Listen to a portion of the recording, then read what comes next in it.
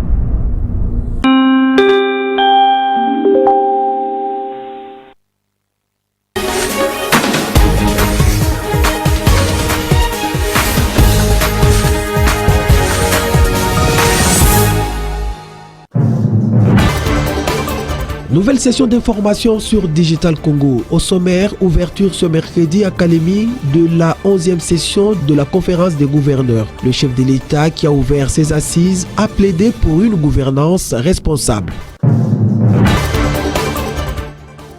Kinshasa abrite la 4e édition de la Semaine du Tourisme. Ce grand rendez-vous qui se tient au Palais du Peuple vise à mettre en valeur les atouts touristiques de la RDC.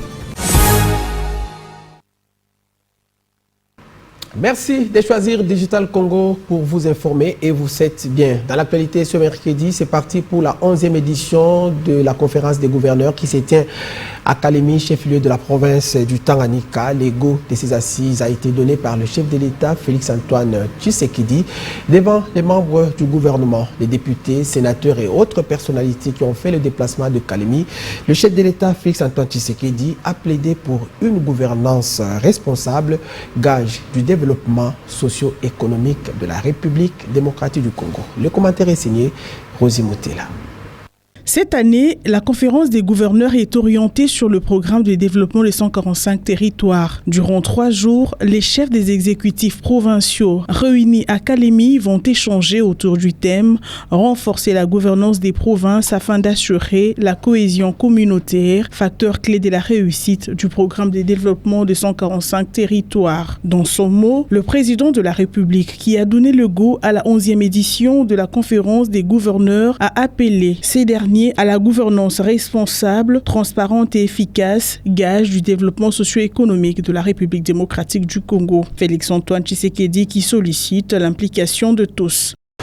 Le thème de cette 11e session souligne ainsi l'importance d'une gouvernance provinciale inclusive et responsable pour garantir la cohésion sociale et le développement de nos territoires.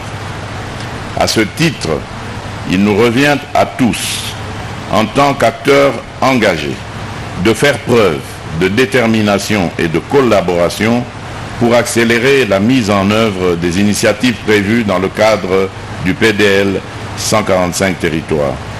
De leur côté, les gouverneurs des provinces sont dans un mémorandum lu par le gouverneur du Lomami présenté au chef de l'État leurs préoccupations.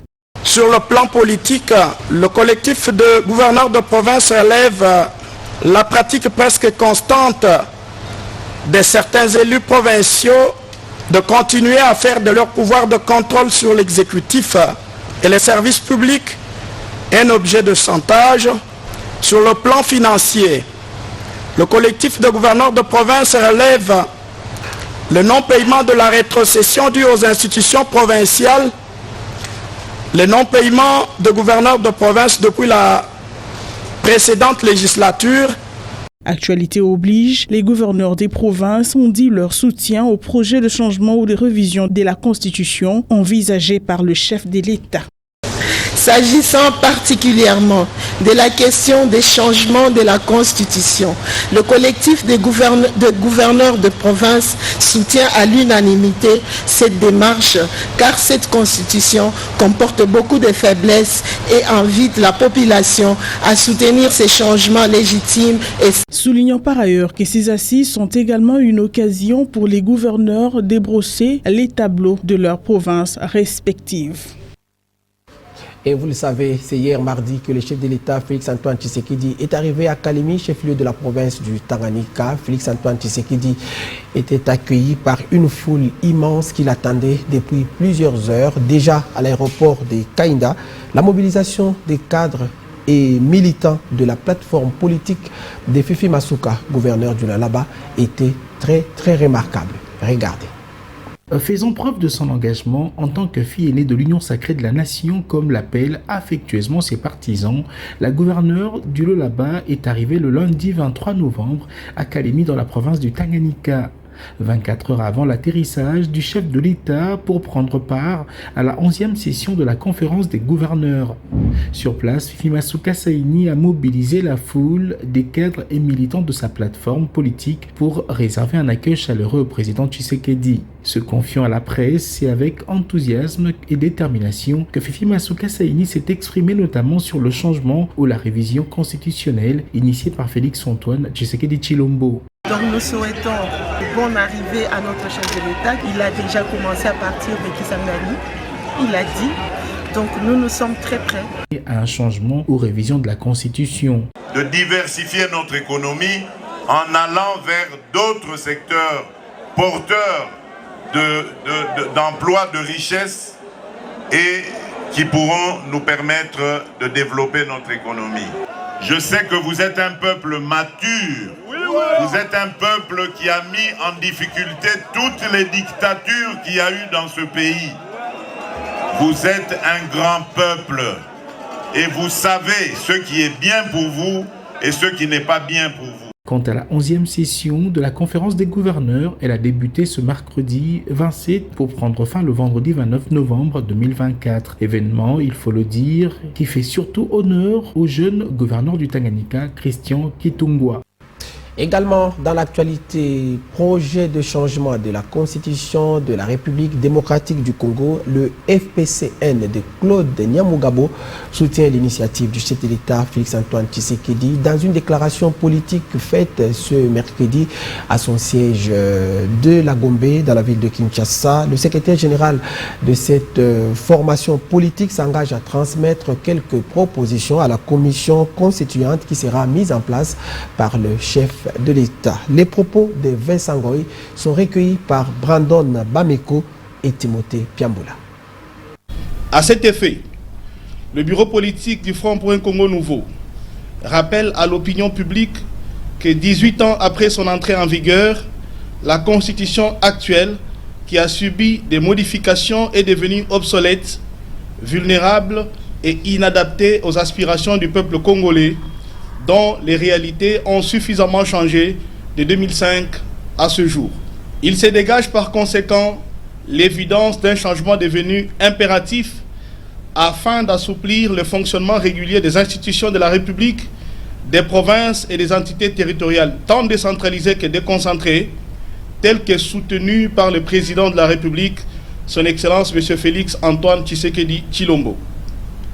Le FPCN note que ce changement constitutionnel qui va faire basculer la République démocratique du Congo vers la 4e République sera l'occasion pour le prochain constituant originaire de recadrer le fonctionnement des institutions pré-rappelées de manière suivante. 1. Le changement du régime politique en mettant en place un exécutif moniste et un parlement monocaméral avec la seule chambre basse en vue de réduire le train de vie de l'État d'une part et faciliter la mise en place des institutions post-électorales d'autre part. 2.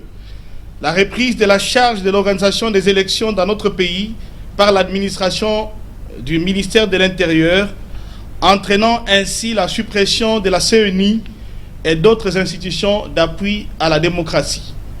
3. La réinstauration du scrutin présidentiel à 2 tours. 4. la réévaluation du principe de la libre administration des provinces en supprimant les assemblées provinciales. 5. La réadaptation du fonctionnement de l'appareil judiciaire par l'instauration d'un Conseil supérieur de la justice. 6. Enfin, l'instauration du principe de la double nationalité, organisée bien évidemment par une nouvelle loi. Et puis, de son côté, le sursaut national, cette nouvelle plateforme de l'opposition et de la société civile qui dit non au changement de la Constitution, avait prévu une marche de protestation ce mercredi. Mais malheureusement, les militants de cette plateforme ont été dispersés par les éléments de la police au niveau du rond-point Gaba, lieu du rendez-vous. Mais dans une brève communication, Deli Sesanga, président national de Envol, a invité les Quinoises et Quinois à braver la peur afin de mettre fin à cette tentative de changer la constitution de la République démocratique du Congo. Suivez ce commentaire de Fifi Kouchipon et Papi Domingo. La marche est étouffée avant même qu'elle ne démarre. Le sursaut national, ce collectif de plusieurs partis politiques, de l'opposition, des mouvements citoyens, de la société civile et des personnalités politiques indépendantes, s'est donné rendez-vous au rond-point Gaba ce mercredi pour une marche contre toute tentative de changement ou de révision constitutionnelle. Deli Sesanga, Ados Ndombasi, ainsi que d'autres ténors de l'opposition, de la société civile et des mouvements citoyens restent déterminés. La constitution de la RDC ne doit pas être changée ni modifiée alors que le pays a d'autres urgences telles que la baisse du coût de vie, les routes, les soins de santé de qualité, etc. Le président d'Envol appelle les Quinoises et les Quinois à braver la peur pour montrer l'exemple à d'autres Congolais. Ce qui cherche le changement de la constitution dans notre pays. Et ce pays nous appartient à tous. Il n'appartient pas à un seul camp. Il doit imposer sa loi à tout le monde. Et la police Le coordonnateur de Alternative 2028, Ados Ndombasi, insiste qu'aucun crédit ne sera donné à Félix Antoine Tshisekedi. Vous comprenez que M. Tshisekedi a peur de l'opposition. Il dit que l'opposition est une opposition Yamzala. Opposition Niapete. Mais aujourd'hui, il nous empêche de nous exprimer. À Lumbashi, il a dit qu'il veut le libre débat. Et malheureusement, nous comprenons que M. Tshisekedi n'est qu'un dictateur. Il veut ressembler aujourd'hui à M. Mobutu. Nous allons continuer notre travail. Nous disons non au changement de la Constitution, non au troisième mandat de M. Tshisekedi. Le sursaut national promet de continuer avec la mobilisation et rappelle ce grand meeting qui aura lieu le 16 décembre prochain. Et tout à fait autre chose à présent, Kinshasa abrite depuis mardi la 4e édition de la semaine congolaise du tourisme. L'objectif de ce grand rendez-vous qui se tient au palais du peuple à Kinshasa est de mettre en valeur les atouts touristiques de la République démocratique du Congo afin d'attirer plus d'investisseurs. Le sujet est préparé par Anita Mwadi, Bénédicte Ndembe et Timothée Piambola. Kinshasa, capitale de la RDC, vibre depuis mardi 26 novembre au rythme de la 4e édition de la semaine congolaise du tourisme. Axée sur le thème tourisme et paix, dans un contexte sécuritaire marqué par l'agression rwandaise, cet événement met en avant-plan les atouts de la RDC, tenant compte de sa diversité culturelle et naturelle. C'est ce qui explique d'ailleurs la présence des stands pour ce deuxième jour. Ce que nous pensons du tourisme, nous pensons que c'est une opportunité pour que nous puissions finalement changer le narratif congolais. C'est-à-dire qu'aujourd'hui, le tourisme devient une opportunité pour qu'un message clair puisse être envoyé au niveau international. Occasion pour les entreprises privées et publiques de vendre leur image de marque à travers l'exposition de leurs produits, pour la plupart made in Congo.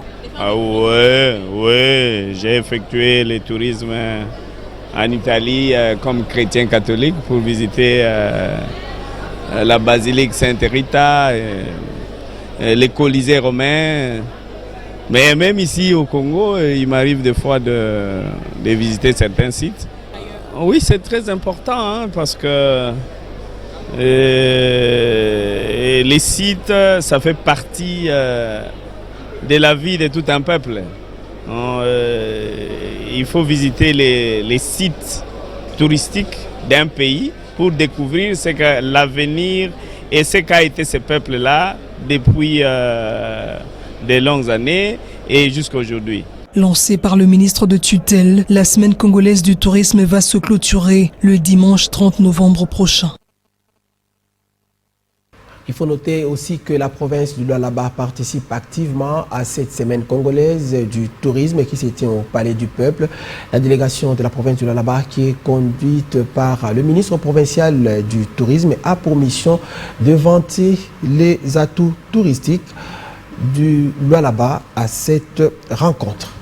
Lancée à Kinshasa au Palais du Peuple le mardi 25 novembre 2024, la 4e édition de la Semaine congolaise du tourisme est placée sous le thème « Tourisme et paix ». Durant 5 jours, soit du mardi 26 au vendredi 30 novembre, il est question de faire la visibilité des différents sites touristiques, de vendre l'image d'innombrables potentialités touristiques et économiques que regorge la RDC en vue de susciter les investissements dans ce secteur. Le Lualaba, province sous gestion de Fifi Masuka Saini, est présente avec une forte délégation conduite par son ministre provincial du tourisme, Jeffrey Masuka. Ce dernier s'appuie sur la politique de la gouverneure qui, dans son plan quinquennal, pilier 3, entend faire du secteur du tourisme une alternative économique au-delà des mines. Un objectif à atteindre à tout prix, et cette semaine du tourisme en est une opportunité. Semaine congolaise touristique représente une opportunité grandiose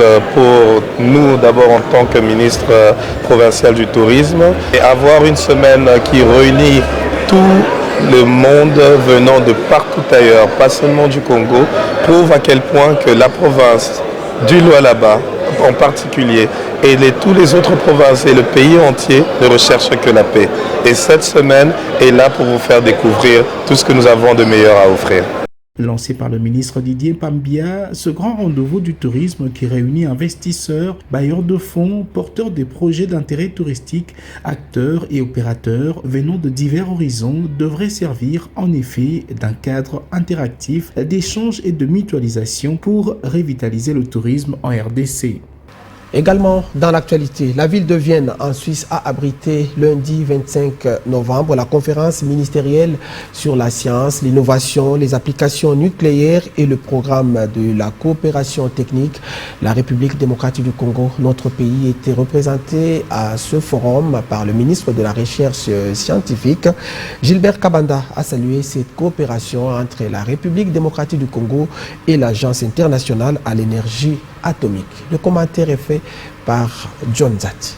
La ville de Vienne, en Autriche, abrite ce jour la conférence ministérielle sur la science, l'innovation, les applications nucléaires et le programme de la coopération technique. La République démocratique du Congo est représentée par le ministre de la Recherche scientifique, Innovation, Gilbert Kabanda. Prenons la parole. Le ministre Kabanda de la République démocratique du Congo. Cette conférence ministérielle se penche sur le rôle de la science et de la technologie nucléaire dans la résolution de certains défis d'aujourd'hui, notamment la santé, la sécurité et la sûreté alimentaire, la gestion des ressources en eau et le changement climatique. Le ministre Gilbert Kabanda de la recherche scientifique en RDC l'a rappelé dans son mot. La République démocratique du Congo regorge d'énormes potentiels nucléaires et entretient une étroite coopération avec l'Agence internationale de l'énergie atomique, AIEA en sigle, depuis 1961. Et la RDC reconnaît à travers le ministre bénéficier du renforcement de ses capacités en termes de recherche en sciences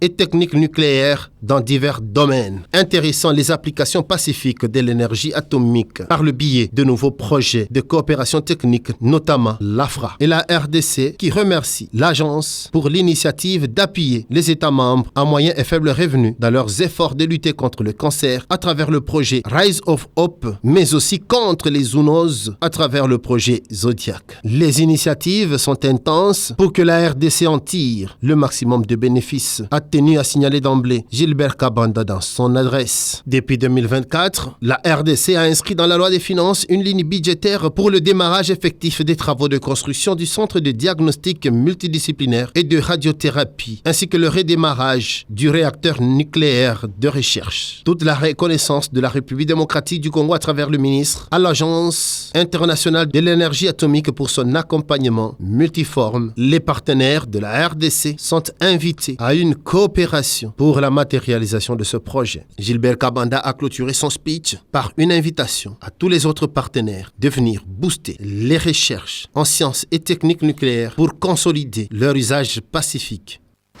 Et puis dans un autre registre, à la province éducationnelle Congo Central 1, la directrice provinciale et l'inspecteur principal provincial de cette province éducationnelle ont organisé une grande réunion de travail avec les sous-provèdes, les inspecteurs et les gestionnaires des écoles. Le plan quinquennal du ministère de l'Éducation nationale a été vulgarisé lors de cette réunion, nous dit notre correspondant à Matadi, Jean-Claude Kidomo. Intensification des réunions de prise de contact dans la province éducationnelle Congo Central 1 organisée par la directrice provinciale Marie-Salomé Botoro et l'inspecteur principal provincial Jean-Pierre Kokumbo Egba. Cette fois-ci, ils ont mis un accent particulier sur la vulgarisation du plan quinquennal du ministre de l'Éducation nationale et Nouvelle Citoyenneté. Vous allez vous rendre compte que le plan quinquennal a repris la stratégie sectorielle de l'éducation et de la formation, les trois piliers. Il y a accès, qualité et gouvernance. Vous allez retrouver ça ici, sauf qu'il y a des éléments qui vont s'ajouter. Parce que nous avons parlé du plan quinquennal. L'éducation en RDC sera reconnue par sa capacité à offrir un enseignement de qualité, accessible à tous. Nous allons travailler avec le principe de gestion axé sur les résultats. Vous allez lire les documents du quinquennat dans 5 ans qui vont venir. Quelle sera la place du Congo Central 1 par rapport aux objectifs fixés? Vous devez savoir que dans les objectifs fixés, quand on parle d'éthique, technologie, de l'information et des communications, on parle aussi des IA, c'est-à-dire intelligence artificielle. Dans le Congo Central 1, il y a des génies et ils sont là dans vos écoles, surtout les gestionnaires. Nous devons capitaliser cette ressource-là ou richesse-là pour les présenter officiellement aux autorités. Pour fournir le plus amples explications, les 2 hautes personnalités du ministère de l'Éducation nationale Congo Central 1 ont répondu à un jeu de questions et réponses. Tenus à la salle Claque de Matadi, ont pris part à cette réunion les sous-provèdes, les inspecteurs et les gestionnaires des établissements scolaires. Tous les contours de cette boussole du ministre de l'Éducation nationale et Nouvelle Citoyenneté ont été compris pour les 5 dernières années. Et puis, en Ituri, la ville de Bunia a vibré au rythme de la semaine culturelle pour les plaidoiries pour la paix, organisée par le collectif des artistes de l'Ituri. Cette semaine culturelle a été un espace d'expression pour les jeunes dont la plupart ont du mal à exploiter leurs talents, étouffés soit par l'insécurité, soit par le manque d'accompagnement du gouvernement. Vérité Johnson pour le commentaire. Ce week-end, les jeunes talents de la ville de Bunia et Butembo étaient à l'honneur. 3 jours de musique, 3 jours de messages de paix, 3 jours d'humour et de théâtre. Dans une province secouée par les violences armées, les jeunes ne renoncent pas à l'espoir et usent de leur voix pour passer le message.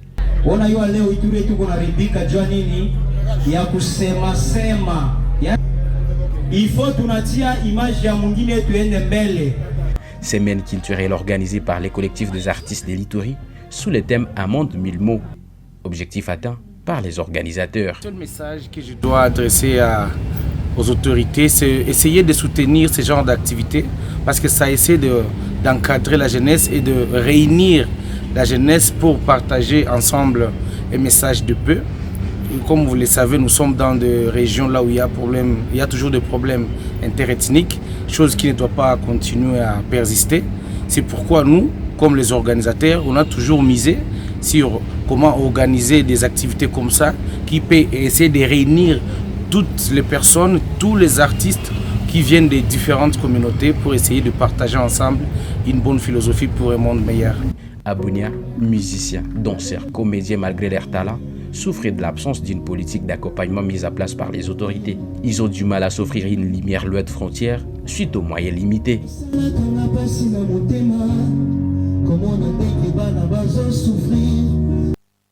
Voilà qui met fin à ce journal réalisé par l'ensemble de la rédaction des Digital Congo. Et ce soir, nous saluons nos téléspectateurs qui nous ont suivis à Bunia, chef-lieu de la province d'Ituri. Bonsoir.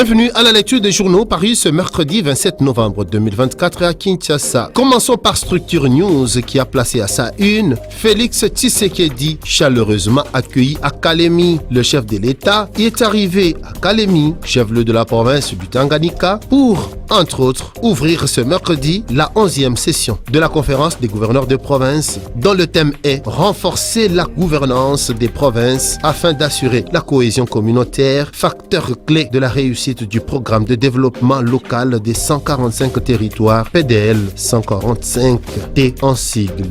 À propos du même déplacement de Félix Tshisekedi, Africa News revient sur le meeting du président de la République. Constitution. Le président insiste encore à Kalemi. Tshisekedi, le dernier mot reviendra au peuple, a titré Africa News.